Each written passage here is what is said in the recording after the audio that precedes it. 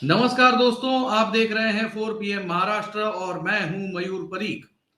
दोस्तों, महाराष्ट्र में चुनाव को कम से कम 1 से 1.25 साल बाकी है, लेकिन अभी से महाराष्ट्र की सड़कों पर अपना दमखम दिखाना नेताओं ने शुरू कर दिया है।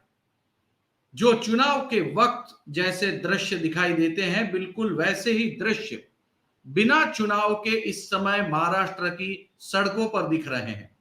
अगर मैं आपको यह कह दूं कि चुनाव को लगभग 1.5 साल है और सड़क के ऊपर 400 गाड़ियों का काफिला, जो कि 2 किलोमीटर जितना लंबा हो, वो अपना शक्ति प्रदर्शन करते हुए आगे बढ़ रहा है, क्या आप मेरी बात का विश्वास करेंगे? नहीं ना। लेकिन महाराष्ट्र में ऐसा हो रहा है। हम बात कर रहे हैं तेलंगाना के मुख्यमंत्री केसीआर राव की। केसीआर राव इस समय हैदराबाद से महाराष्ट्र की ओर रवाना हो चुके हैं और वो कोई छोटी मोटी कॉन्वॉय के साथ नहीं, बल्कि 400 गाड़ियों की कॉन्वॉय के साथ अपनी राजधानी हैदराबाद से निकले हैं। मैं इसके दृश्य आप तक पहुंचा रहा हूं। इन गाड़ियों में केसीआर राव बस में बैठे हुए हैं, साथ ही तमाम मंत्री, एमएलए, एमपी, पार्टी के तमाम वरिष्ठ अधिकारी, ये सभी कोई महाराष्ट्र की ओर आगे बढ़ रहे हैं। दरअसल केसीआर राव महाराष्ट्र में अपनी पूरी ताकत दिखाना चाहते हैं। वो लोगों को ये साफ तौर पे दिखाना चाहते हैं कि वो कितने सीरियस हैं।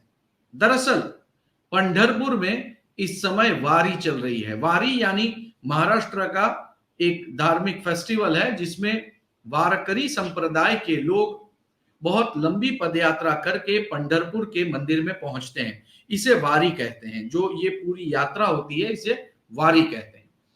तो आमतौर पर जब एकादशी आती है, उससे पहले राज्य के मुख्यमंत्री यहां मंदिर में आके भगवान की पूजा पाठ करते हैं। ये कई सालों से चलता आया एक दस्तूर ही है, एक रिवाज है, ऐसा आप समझ सकते हैं।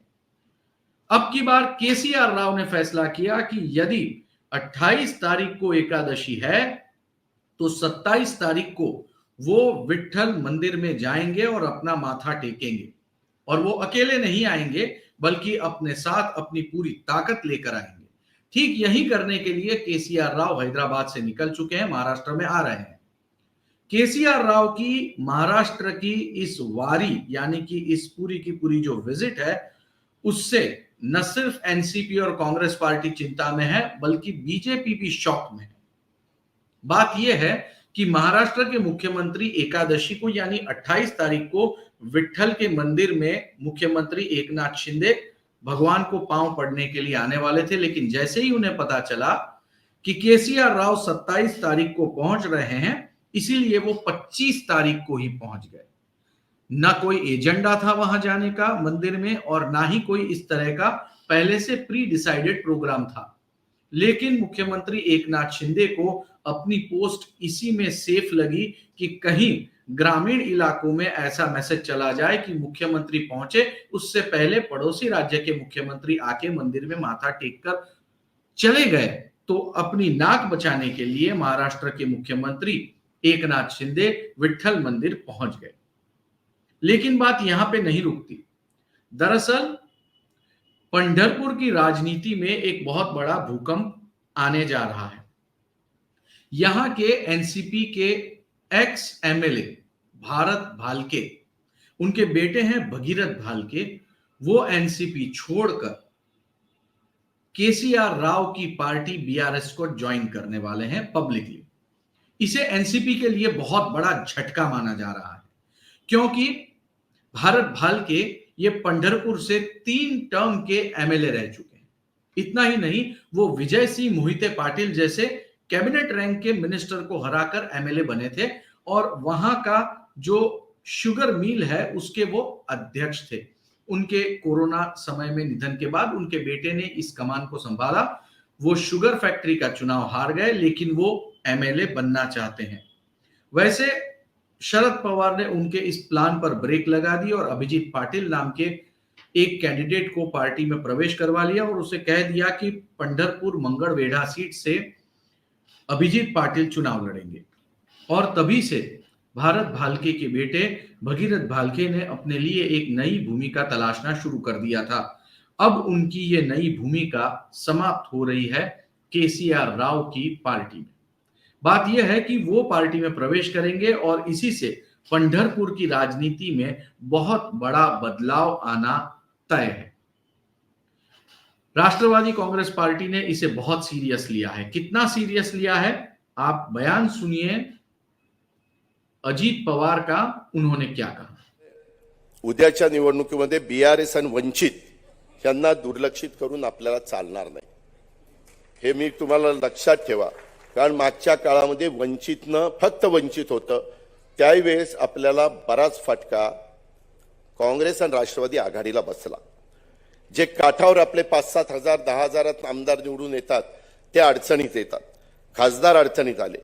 आता माझा अंदाज आहे तिथे एक कार्यक्रम होता, त्या कार्यक्रमाला प्रकाश आंबेडकर साहेबांना यांनी तेलंगणाच्या मुख्यमंत्र्यांनी बोलवलं होतं आणि त्यांच्या राज्यात जेवढं लक्ष नाही त्याच्यापेक्षा जास्त लक्ष त्यांचं आपल्या राज्यात आहे।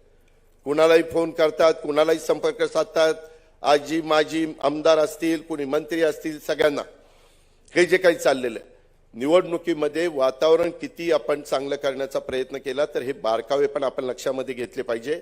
तो ये है अजित पवार, जिनका कहना है कि बीआरएस वंचित बहुजन आघाड़ी के साथ मिलकर बहुत बड़ा नुकसान पहुंचा सकते हैं और अब उसी दिशा में मामला आगे बढ़ रहा है। इसको देखते हुए बीजेपी भी सतर्क हो चुकी है। बीजेपी ने भी अभी से अपने नेताओं को अपने साथ रखने के लिए अलग अलग इलाकों में दौरे शुरू कर दिए हैं। बहरहाल केसीआर राव जैसे नेता की महाराष्ट्र में हाजिरी की वजह से कई सारे नेता शॉक में हैं, खासकर राष्ट्रवादी कांग्रेस पार्टी। पूर्व गृह मंत्री अनिल देशमुख, इनके नेतृत्व में जो लोग बीआरएस में जा रहे हैं उनकी घर वापसी का एक विशेष कार्यक्रम भी शुरू किया गया है, जिसके तहत कुछ नेताओं को फिर एक बार पार्टी में लाने में एनसीपी कामयाब रही है। लेकिन इस समय तो पिक्चर बिल्कुल साफ है कि केसीआर राव महाराष्ट्र में अपना पूरा का पूरा दमखम दिखा रही है और जो भी पार्टी के नेता अपनी पार्टी से नाराज हैं और टिकट नहीं मिल पा रही है, वो सारे नेता इस समय बीआरएस की ओर आगे बढ़ना शुरू हो गए हैं। इस तरह से महाराष्ट्र की राजनीति में जो 4 डायमेंशन पॉलिटिक्स था वो 5 डायमेंशन की दिशा में आगे बढ़ना शुरू हो चुका है। वैसे इस मौके पर मैं आपको एक छोटा सा इतिहास बता दूं। महाराष्ट्र में पहले समाजवादी पार्टी ने भी इस तरह की कोशिशें की, लेकिन वो सफल नहीं हो पाई। कुछ आमदार जरूर उनके चुन के आए, आज भी उनके 2 विधायक जो हैं वो सदन में हैं, लेकिन वो बड़ी ताकत नहीं बन पाए। इसी तरह से मायावती अपना हेलीकॉप्टर लेके आई थी, जगह जगह पर उन्होंने रैलियां निकाली थी, लेकिन उनकी बात भी नहीं जमी। इस तरह से जो बाहर की पार्टियां महाराष्ट्र में आती हैं उनका भविष्य बहुत ज्यादा उज्जवल नहीं है। लेकिन केसीआर राव की बात अलग है, क्योंकि वो राज्य महाराष्ट्र से सटा हुआ है।